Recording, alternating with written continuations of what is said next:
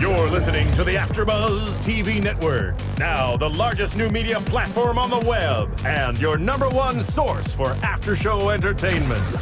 Very good, Keith Johnson.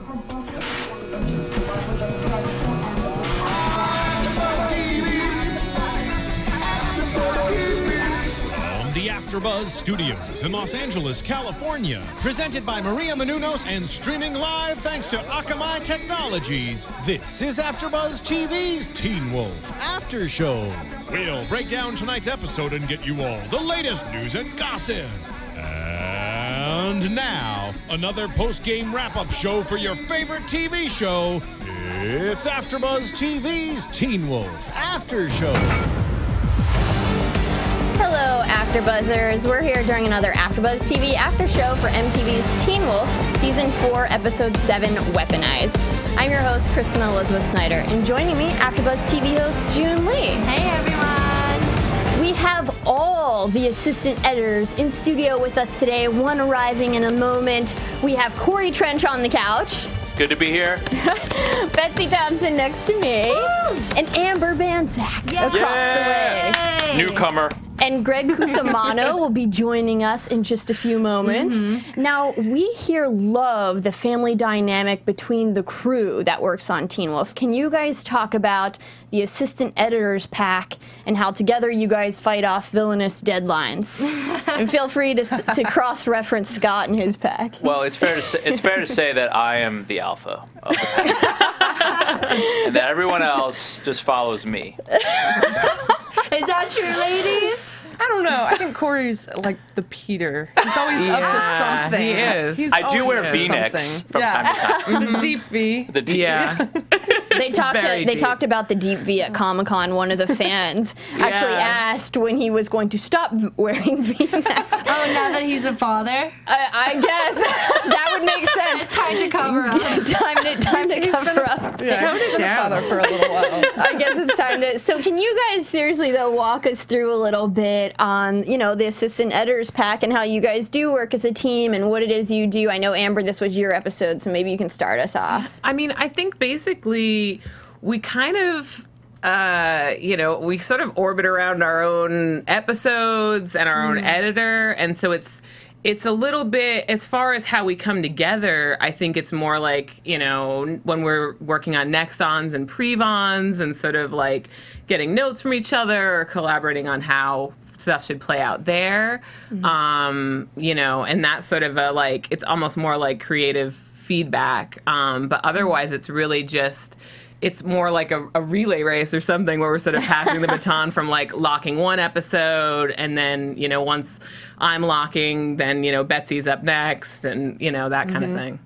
There's also a continuity that we have to keep, So, like, if I have something particular in my episode that I know Amber had in her episode 2 episodes ago, then I go and talk to Amber, and I'm like, hey, like, what sound did you guys use for this? What sort of things did you do that we should also do in our episode to keep that continuity kind of going throughout? Yes. I know you do some of the sound effects we were talking about, Betsy. Can you talk a little bit about that and how you guys do sync up those sound effects and as assistant editors, how you're responsible for putting those sounds in?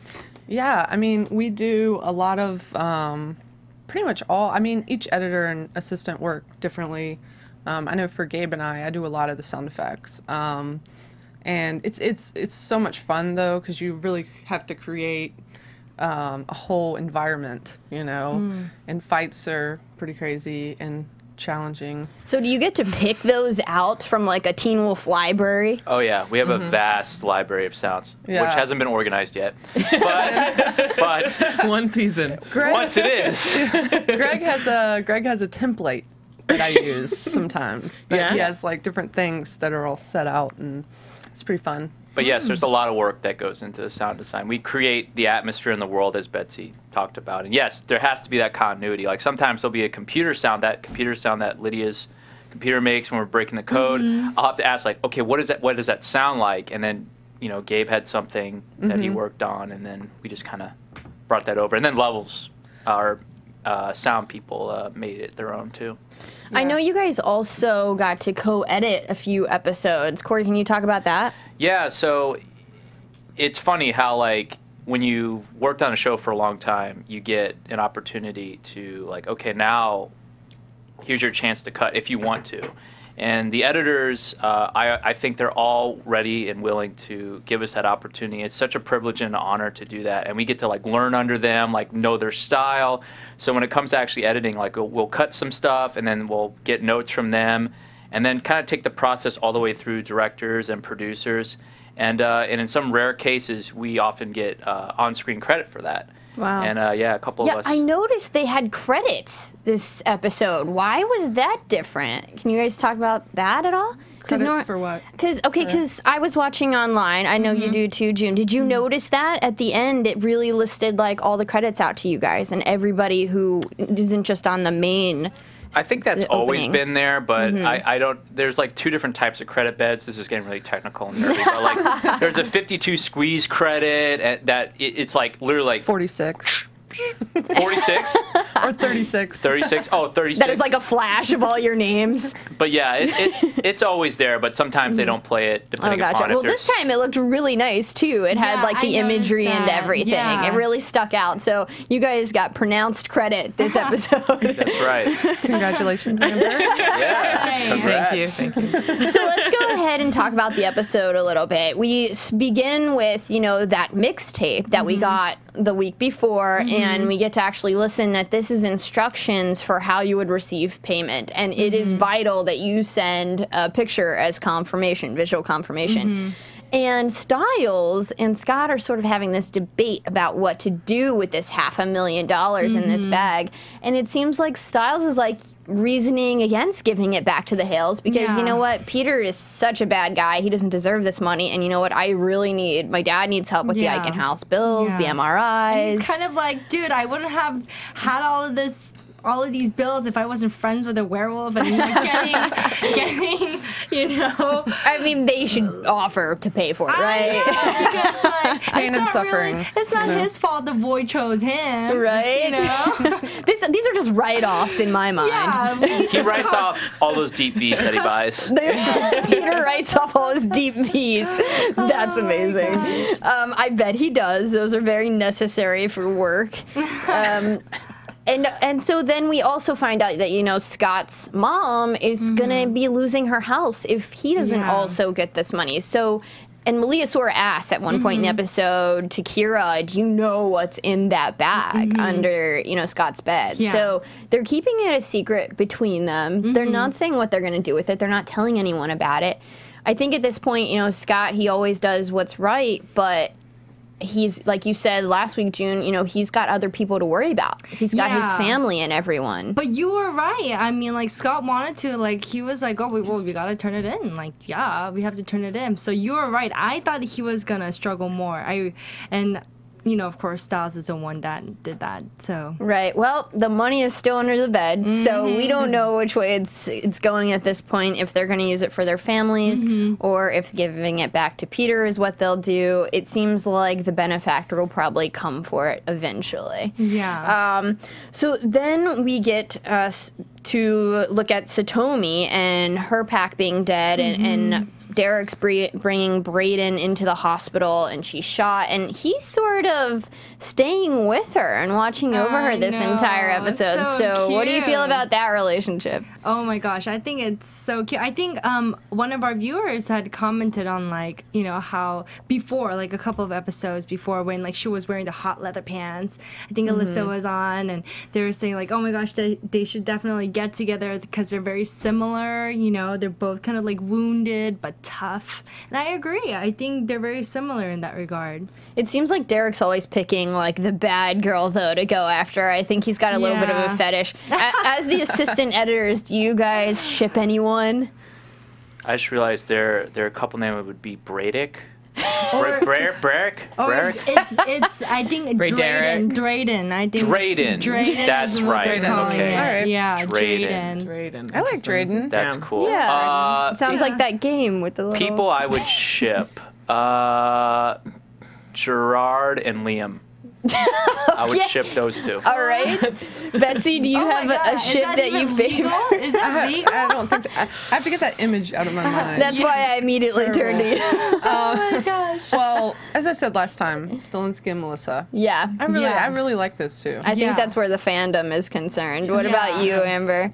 Do you have a favorite ship out there in the seas? No, I mean, I'm really enjoying. I mean, I like to call them Maliles, but other people are saying Stalia, I guess. But I really like that relationship. So I love Malia's character. I do. She's great. Yeah. I love how she has this aggressive, unique love that you don't really get anymore in general public because, you know, certain social aspects have scared us into not acting on our animalistic desires. And I like that she just pounces on Stiles and she has this love that she just declares for him and she's not scared of it. And I feel like today, so many of us are kind of scared of those feelings that we never act on them, and thus for no one's getting married anymore.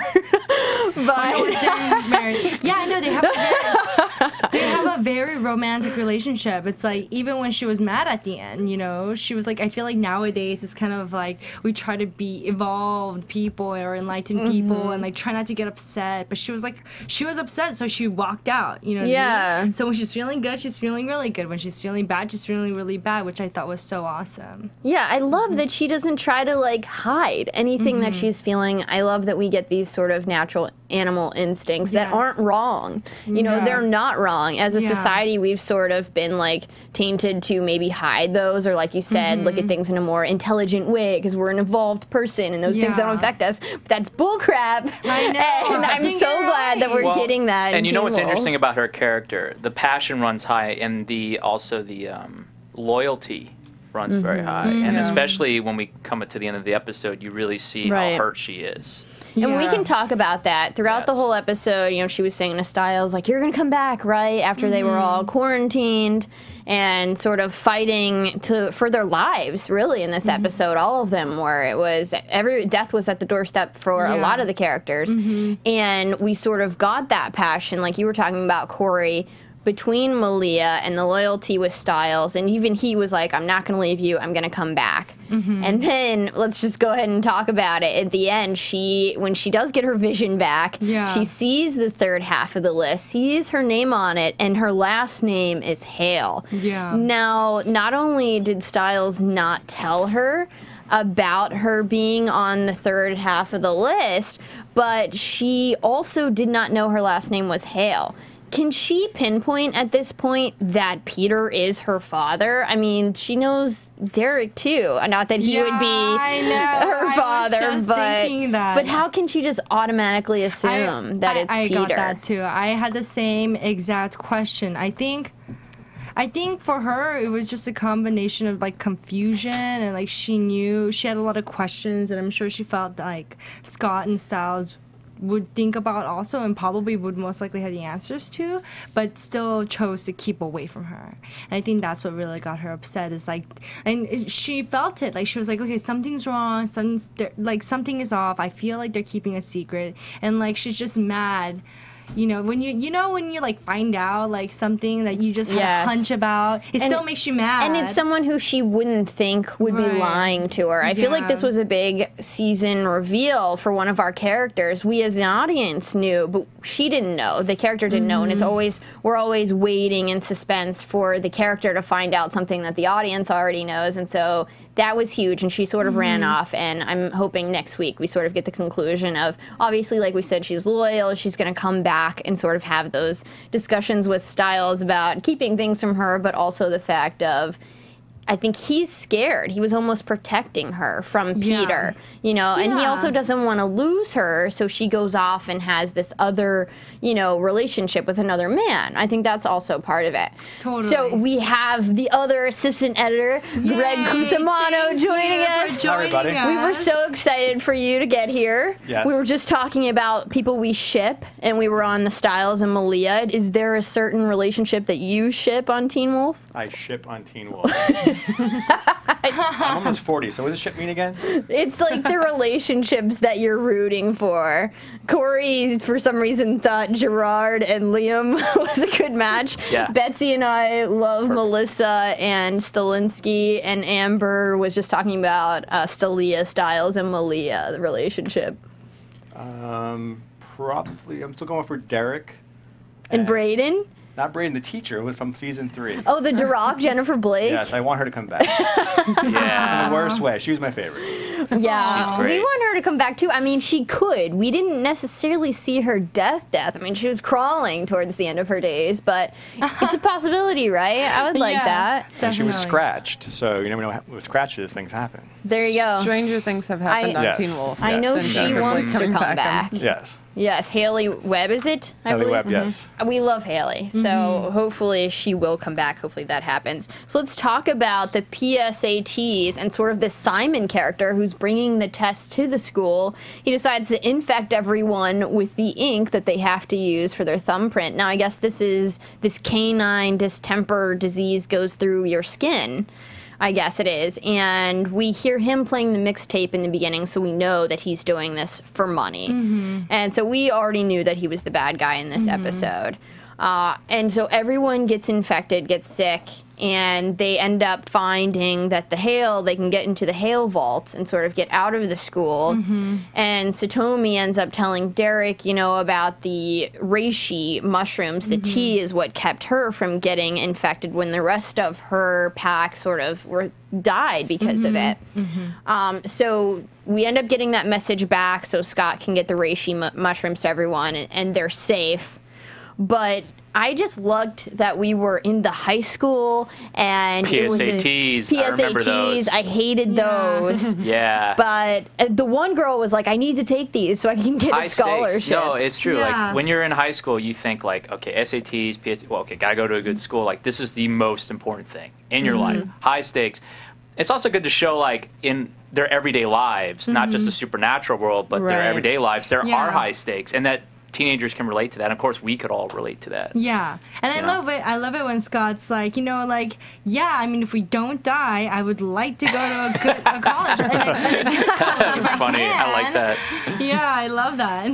I also want to talk about Lydia and her going back to the lake house, because we had Rusty on last week and he was sort of talking about that white room that we love, and we still don't know exactly why it was soundproofed and what happened in that lake house, but we do see that Lydia is sort of asking Meredith for help. She apologizes that she couldn't help her, and then she finds this picture of Meredith being in that room from, it seems like a long time ago considering the picture's black and white. Can you guys talk to us at all about either that scene or that white room and what that's like? Did you guys get to visit the set when they built that? Or like why Meredith was in there. You don't have to give us any spoilers. Yeah. It's all a mystery. Just keep watching. Stay My tuned. last week is this week, so no. I'm not gonna say. I did actually visit the set yesterday. Wow. Because I was on set, and it's funny because we have so many 10 sets, like lots of 10 sets. That doesn't. And what does that mean? Tent sets? No, I'm sorry. We just have a lot of sets. Okay. And there's a big sign on the door that says "Wipe your feet before you enter." And that will not be in any other. Because it's the white room. Yeah, it's just the white room, and it's the nice carpet and everything. Pristine. And yeah. The Stanley Kubrick room, as Yes. it's called Yes. by the crew. So is this like a 4-room wall? Because I know they need to shoot. So is there one wall that's missing? How does it look? Because I feel like we've seen all the walls in this room, but I know to shoot you guys need to probably take down one of the walls. How does that work? I believe they do remove the walls. Am I right on? Yeah. I'm not sure. I mean, it has 4 walls right now. So. Yeah. But they customize all these sets so they can do whatever they need to do. Like, remove a wall, shoot there, and then... Maybe they go through the ceiling, like go through the top. Yeah. Just drop a camera. Drop a camera down, no one else is there. Just dropping a Throw camera a GoPro down there. Throw a GoPro. Yeah. So let's go ahead and talk about, so Stilinski says, I think there's more killers than the orphans in town. So he kind of knew that this Simon guy was also contracted from the benefactor. Do you think we're going to see even more people from the town being, persuaded by this money? Because it seems like everyone's having money problems at this point. It's a lot of money. Yeah. It's a lot of money. And the one that was attacking Satomi and Derek, the blonde in the hospital? Is she another orphan? I don't think she's an orphan. I think she's somebody else that we don't know, who's obviously on the wrong side, possibly doing this for money. But it seems like Satomi killed her. Or yeah, is Satomi she... did kill her. But I was just wondering, because she kind of looked like around the same age as Garrett and Violet, Right, so she could be another lingering orphan that we never met with no family. I don't know. I remember seeing there's some scary movie about orphans, and so I really liked that we've got this human quality in the villain this season in Teen Wolf, because it reminded me of this it might have been called The Orphan or something, this or The Orphanage, I think is what it's called, this film, and it's really scary, and the fact that we have orphans as villains this season reminded me of that, and it is very scary. Someone who grew up sort of without guidance, without that right and wrong, and perhaps was guided down a darker path. That's something that's very scary, because when you come out and nurture, it's really what you're told is how the world works. That's what you have to believe, because you're coming out here with no belief system. Right. So if you don't have that parental guidance and you're guided down a darker path, I definitely feel like you're capable of doing, the acts that we saw these orphans do with sort of no remorse and no feelings towards it. Yeah. So I like that we have these sort of human villains this season in Teen Wolf. I really liked, I really enjoyed Simon also this past episode. James Urbaniak did such a great job. I was really sad to see him die at the end. I was like, no, can't we just keep him around for a few more episodes? It seems like the villains are so episodic this season. I feel like each episode, and I like that, we sort of get a monster of the week this season. And so it's different because we have no idea who the benefactor is. Well, that's not true. We actually do know who the benefactor is. You guys do. Yeah, we do. And I heard earlier we were talking about how it might be a certain Will Wallace, the Willifactor. Yes, he's the writer's assistant on Teen Wolf, and we call him the Willifactor. He's the least likely to be the benefactor. But he knows everything. So it could be him. It could be him. We have a lot of guesses. I mean, we were trying to decide if it was someone we knew, like Chris Argent, who clearly has reason to want this money, to want all the supernatural creatures dead, because he's sort of lost everything. And when you lose everything, that means people mean everything to you. If you lose everyone around you, what left do you have? Who are you going to share your life with? What does anything mean if it's just you? So we said that it makes sense that it could be Chris, but it seems like in the previews that we got from next week, he's sort of hunting down the benefactor himself. So maybe it's not Chris. Yeah. And we're not sure if it's going to be one of these new characters, one of these new monsters of the week, or if it is someone that we've already been introduced to. Yeah. Well, I mean, I love all of the comments and, the dialogue that goes on online.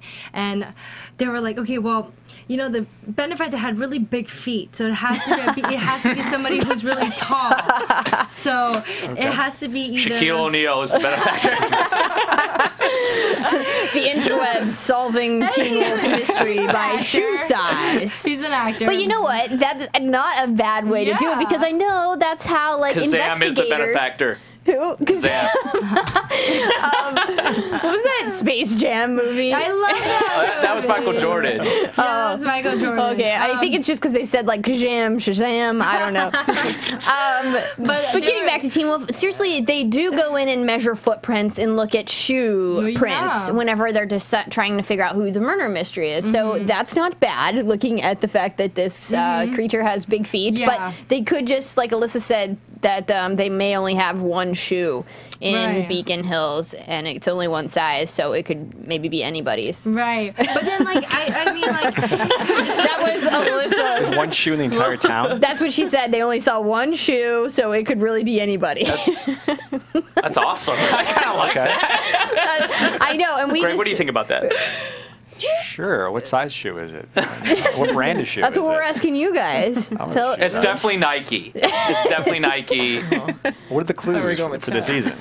It's black. Well, I don't know. It's like this black boot. They were saying that, Papa McCall is obviously very tall. And he's not been around very much. Yeah. And we heard that may be due to him being on another show, or it could be that we're just getting him in glimpses so that he doesn't seem like he could be the benefactor. But we really don't know what his motive would be. But the thing is, it's like when there's a couple of, things. Like when he goes to Stiles and is like, hey, you have to go tell Scott, like, something about the vault and the reishi mushrooms. And he was just like, okay, go.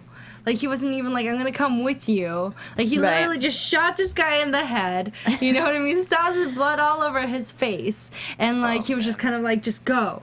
Like, go. And it's just like, wait, does he know that Scott's supernatural? I don't know. That was just so weird to me.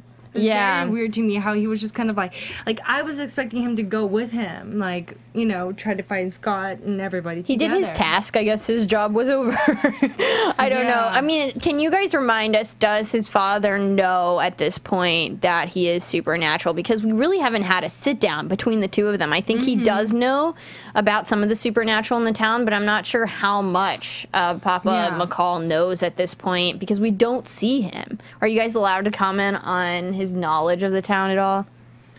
I mean, I don't think it's pretty unclear anyways. Yeah, it's really unclear at this point, but I feel like he has talked with Stilinski about it because when he was coming to replace Stilinski, they sort of figured out that last season together, and they did reveal some to him, but he was supposed to be there for Scott this season and really fix that father-son relationship. And we haven't seen him do that. So it's not clear why he's really back in town or how much he knows about anything. So hopefully we'll get some clarification moving forward so we can eliminate him from our pool of who we think the benefactor is. Yeah, I don't think he's a benefactor. No. Yeah, I don't think so. Especially because there were other, conspiracy theories saying that he's gonna find out that Scott's a werewolf and he's gonna be like, okay, like, who bit you, son? And he's gonna be like, oh, this guy named Peter. And he's gonna go to Peter and like be like, you turned my son into a werewolf, and try to like kill And there'll be Peter. like this Western standoff in the middle of the desert with Papa McCall and Peter. Peter is going, but like Peter is going to wind up killing Papa McCall, and because of that, they think that Scott's gonna just go crazy on Peter. I would actually really like that if that happened. It made sense to me. Yeah, that makes sense. I like that theory of Scott having another reason to kind of go against Peter. Yeah, because Peter's sort of in the story. He's not in the story. He's got these power motives. He's not there, but he always is like doing something. He's got an agenda that we're not clear about until really like the end of the season. Well, going back to Scott's dad shooting the chemist, how interesting is it that Scott's whole thing is no killing, cannot kill, and yet his dad father had to take the shot because Stiles was going to die. Right, but did he have to kill him? He could have shot him in the leg or something. That's always what I thought. I've always thought in my head. An interesting question. I have those hero moments in my head where I'm like, if something happens and I have a gun and I have to shoot someone, I'll just shoot him in the leg, right? Or I'll shoot him in the hands, or all their legs and hands. All right, remind me to not have a gun near you. But because I don't want to kill them is my thought. Because we always see on TV and we see in the news that, when someone's attacking the villain of the crime story, or they normally take a shot at them that kills them. So I'm like, all right, that gets us nowhere. So if I was ever in that situation, I'm always thinking in my head, not a fatal wound.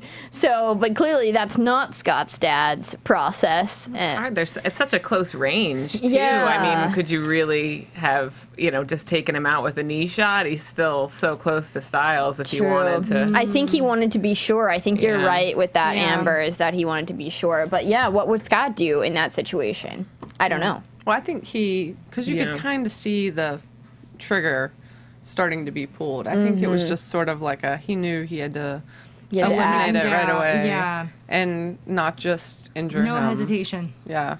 I agree with that. Although I hear that shots to the leg are actually more fatal than shots What? to Why is that? Chest? Interesting. because all the you have a lot of Veins? arteries. Oh, because then you would legs. bleed to death. Yeah, But he shot him in the head, right? Well, yeah, that is more fatal. But she's is saying more the fatal. leg shot is more fatal than the chest I'm shot. gonna rate that as a yeah. pretty bad wound. I have to say. So I want to talk about, before we get into interview questions with you guys, I want to roll into predictions first, so we can sort of get the show predictions out of the way, and then talk to you guys about, you know, what brought you to this wonderful town of Beacon Hills and Los Angeles. Yes. Well, I just want to give credit to Jackie Campbell on YouTube, which was the one that predicted that Scott's dad is going to be killed by Peter. Oh, yes, that's important. And I think she also said that because after there's like some, you know, mourning that, you know, Stilinski's going to kind of come in and, like, you know, take care of Melissa and Scott. Ooh, and I would like that. See that in season 5. I agree with that, because Papa McCall has got to be out of the picture in order for Melissa and Stilinski to get together. And Stilinski's got to take that ring off.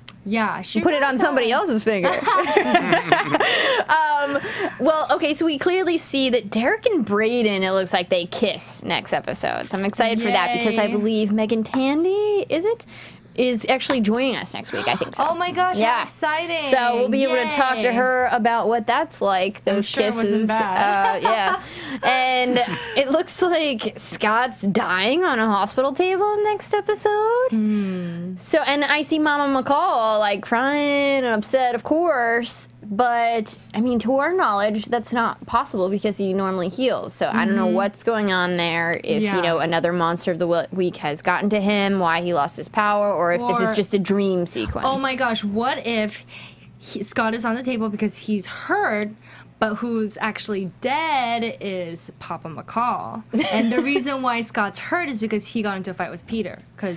It could be, but I heard, like, you know that sound whenever the heart stops beating, the we kind of got a little bit of that next week in the episode. I heard it, so I'm not sure. Hopefully that's just a bad.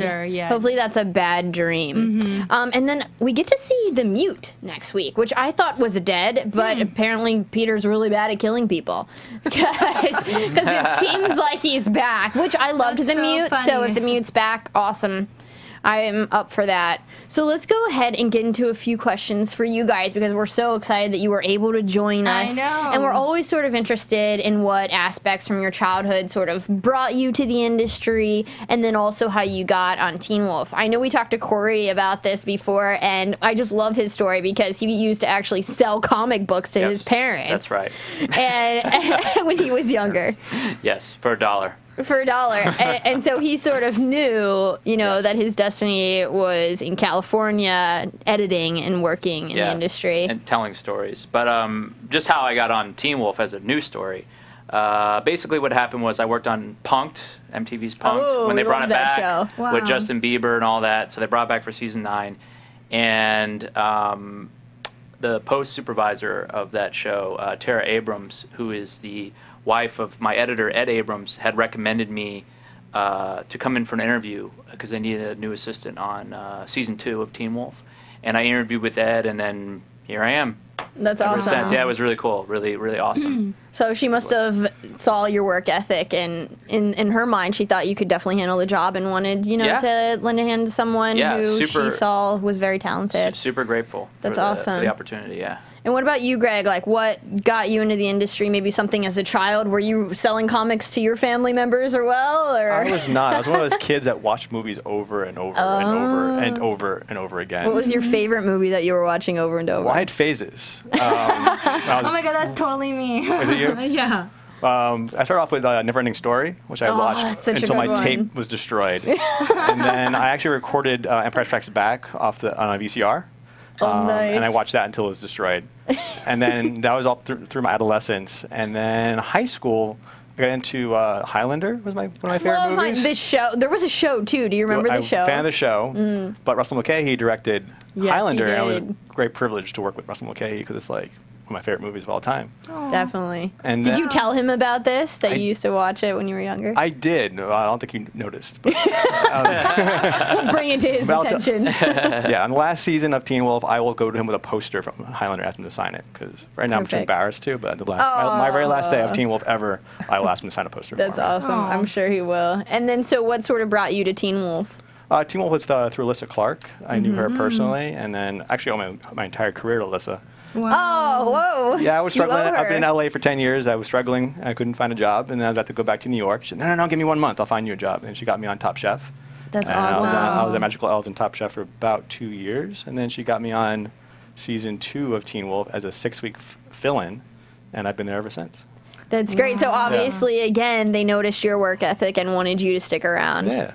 That's great. So you're part of Alyssa's pack? I'm part of a pack. That's awesome. I guess she's the alpha. Alyssa strikes me as an alpha. She definitely does. Yeah. I think Alyssa's coming back with us next week, too. We love Alyssa. And so what about you, Amber? What were you doing maybe as a child that sort of led you to this industry? Well, my dad teaches cinema. I was definitely like raised, you know, watching a lot of movies and you know, talking a lot about stuff. Yeah, I mean, and I've always had kind of a werewolf obsession. So like The Wolfman was one of my favorite movies when I was a kid, and I grew up watching a lot of like old movies and yeah. So I mean, that sort of, I think that made it easier for me to, you know, decide that I wanted to edit and work in this industry, kind of feeling like I had my dad's support. Did your dad support it? Because so many parents out there, they tell their kids, you know, get a business degree, do something that you know you're going to get a business degree. So do I. So do I. But I have a business degree, but I also have a screenwriting and film degree. Yeah. You know, that was my backup plan, which I'm glad I did get the business degree, because it does, like they said, it takes a while to find your place in the industry, and it normally happens from someone you know finally giving you that chance. But it's nice that your parents supported it, because so many parents are like, that's not a realistic dream, moving to California and working in the movies. It's just not. So it's great that you had their support. Yeah. Well, I think, I mean, my dad's always saying, like, you know, basically that the entertainment industry always thrives, where he's like, well, even look at, you know, during the Depression and whatever, like, it's like entertainment's, you know, a pretty viable way to go. So what school did he teach at? He taught at my high school, actually. Oh, wow. Yeah. That's so nice. Yeah, we had no film classes at my high school. I know. I didn't realize how lucky I was. That's amazing. And then, so how did you get to Teen Wolf? And in this lovely pack of editors? Alyssa Clark. No way. You're alpha too. A lot of Alyssa name dropping. So are you a beta? Actually, I met Alyssa at a party on the West Side. She used to live across the street from my sister, actually. So it was sort of a like, oh, hey, like, we live across the street in Echo Park. Nice. And so we ended up starting to chat, and it was like, oh, you know, I was assistant editing and wanted to be on a TV show, and basically we became friends, and she kind of guided me and helped me get some reality gigs initially, and then when this opened up, you know, hit me up and was like, hey, we've got a spot. That's awesome. What an amazing, like, mentor. Yeah, awesome. Alyssa's very cool. I had no idea. Yeah. Well, I'm excited because she's coming back next week, so we have to talk to her about, apparently she's like orphanaging, she's like mother of an orphanage of editors. Kittens and assistant editors. She rescues them all. Has she, like, come back and asked for a favor yet? Has she, like, given you, is she's a benefactor here? Is she sending you guys off on missions? Kitten videos? Yeah, kitten Kill videos. kittens? We do her cat videos for her Kitten rescue? Group. Kitten rescue. Oh, that's awesome. That's so funny. That's great. So she's the benefactor for kittens. She needs visual confirmations on the kittens that you guys send her. The catafactor. The catafactor. I like it. Basically. And you, Betsy, so I think we sort of talked about it a few weeks ago. What sort of brought you to the industry and then to Beacon Hills as well? Alyssa Clark? No. I actually grew up watching a ton of TV. I love TV. And I spoke about last time how I grew up in Wilmington, where they filmed Dawson's Creek, and so I would watch them film that, and I was very interested in that. Was that your favorite show? At some point, because I was actually I was a freshman in high school when they were a freshman in high school. Oh wow! So that's always nice. Yeah, very relatable. Like, grow up together. Totally. And I also loved Friends. Oh, yeah. And there was actually a behind-the-scenes video of Friends where they were showing how they do all the Foley and ADR and stuff like that, and it was all behind-the-scenes post-production. And I was just like, this is so neat, you know?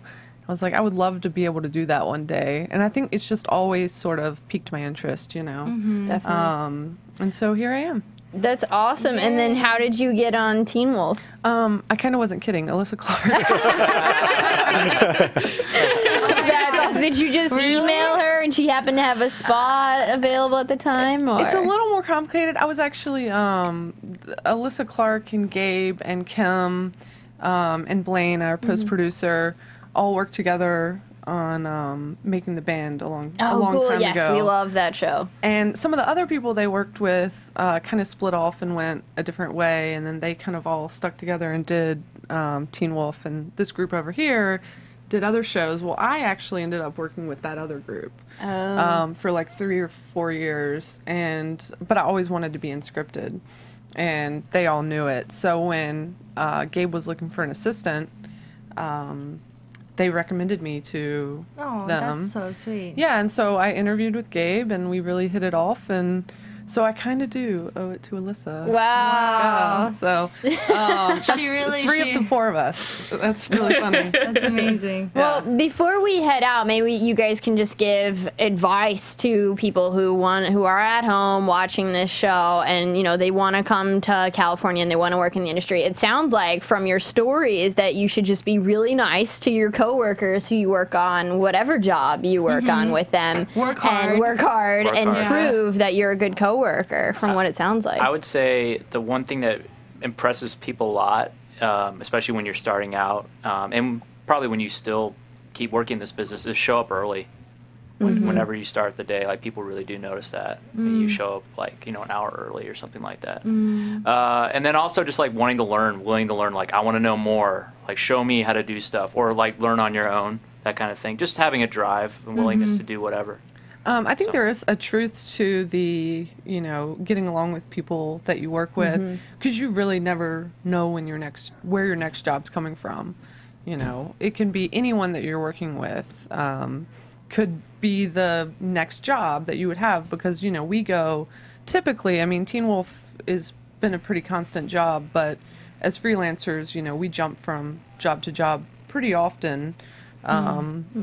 Other than Teen Wolf, which has lasted a very long time now. That's awesome. And you guys are renewed for season 5, so we're all very excited about that, as I'm sure you guys are as well. What about you, Amber? Do you have any advice? I definitely agree with, being positive, being pleasant to work with will never hurt. And I just think, being yourself and following your own passion and your own curiosity will always lead you in the right direction. Definitely. Greg, you got any last words for our crew at home? Also, do more. Like, if your job is a certain thing, always volunteer to do extra. And people always notice that. Like, they show a little bit of initiative and ambition. People are like, oh, this guy wants to learn. Let me teach him something. Yeah. People love that. Yeah, that's so true. And know Alyssa Clark. Apparently, if you don't know Alyssa Clark, find a way to her, get to know Alyssa Clark. Well, thank you guys for joining us today. It's been so much fun having you guys in studio. We love the family dynamic that you guys as a crew bring in every week. And maybe if we could just go around and you tell us if you have a Twitter where the fans can follow you at. Corey, can you start us off? My Twitter is Corey Trentz, CoreyTrench, and my website is CineTreeFilms.com. Yeah. Check out my latest film, and I made a Project Greenlight submission. It's called The Stand Up. Vote for it. Don't vote for Greg's though. Yes. Greg, I'm also going for Project Greenlight. It's called Undocumented, and hopefully it'll be done by Friday's due date. Oh, that's awesome. Do you have a Twitter or anything we can follow you on? I'm almost 40. I don't have a Twitter. Sorry. Okay. I don't know how to use it. What about you, Amber? Any project or Twitter handle? Yeah, I'm at Amber the Bamber. Ooh, I like that. Amber the Bamber. And I also have an EP on Bandcamp. Clamber Standback is my MC name. So, yeah, you can check that out, too. That's awesome. And Amber June? raps.